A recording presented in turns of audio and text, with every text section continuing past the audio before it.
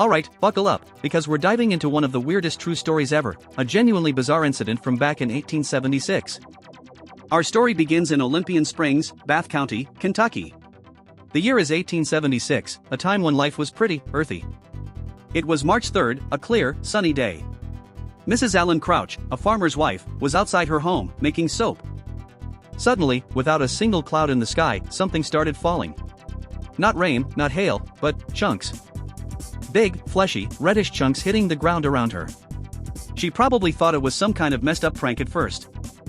But this wasn't dirt, or mud, or a crazy bird dropping. This was raw meat. Big pieces, some up to 3 inches square. Imagine her face. Pure, unadulterated shock. Like, is this actually happening right now? Kind of shock. The meat storm lasted for several minutes, covering an area about 100 yards long and 50 yards wide. The ground, the fences, the trees, everything was splattered with this mysterious, raw protein. As the initial shock wore off, a new, unpleasant detail emerged: the smell. It probably wasn't great. Mrs. Crouch's husband, Harrison, was out, so she was alone with this utterly inexplicable, gross mess.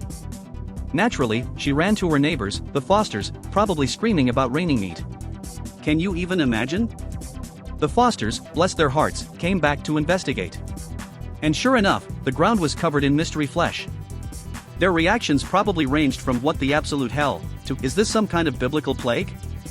And then, because it was 1876 and hygiene was optional, some people decided to taste the raining meat. Yeah, seriously. 2 guys, Mr. Harrison Gill and another, declared it tasted like mutton or venison. One account even suggested a black vulture, not exactly known for gourmet tastes, also ate some of the fallen flesh. Mrs. Crouch, wisely, decided to collect samples in her apron for scientific inspection, not for a snack.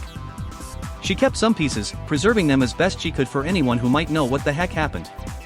Word spreads fast, even in 1876. Soon, a local doctor, Dr. Lattimore, heard about the meat shower. He took a look at the samples Mrs. Crouch collected and was, predictably, completely stumped. So, Dr. Lattimore, being a man of science, decided to send a sample to Scientific American magazine. And that, my friends, is how a local oddity became a national sensation. The story exploded.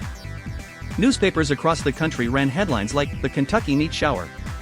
It was the viral content of its day. Everyone had a theory. Was it an act of God? A crazy meteorological event? Or just some really, really bad luck? The first, and probably grossest, theory to emerge was that it was vulture vomit. Yeah, you heard that right. See, vultures, when startled or overloaded, will sometimes vomit up their stomach contents to lighten their load and escape. However, critics quickly pointed out that a few vultures couldn't puke up that much meat. And it was pretty fresh, not digested. Next theory, atmospheric phenomena. Maybe a whirlwind picked up meat from a butcher shop or slaughterhouse? Again, highly unlikely. There weren't any slaughterhouses nearby, and how would the meat stay intact during a whirlwind ride? A local hunter, Mr. Catron, examined the meat and confidently declared it was bear meat. But then, he wasn't a scientist. Another theory claimed it was deer meat, but again, pure speculation. Nobody really knew what was going on. The samples Mrs. Crouch collected were paramount. They were sent to more serious scientific minds for proper analysis. Among them, Dr. A.P. Lattimore, a different one, confusingly, president of the American Microscopical Society. He began his microscopic analysis. Finally, some real science was about to be applied to this truly bizarre case. The public was absolutely enthralled. What was this mysterious substance? What was it made of? Was it truly a sign from above? A bizarre natural phenomenon? Or something far stranger? Well, the scientists eventually delivered their findings. And let me tell you, it only got weirder.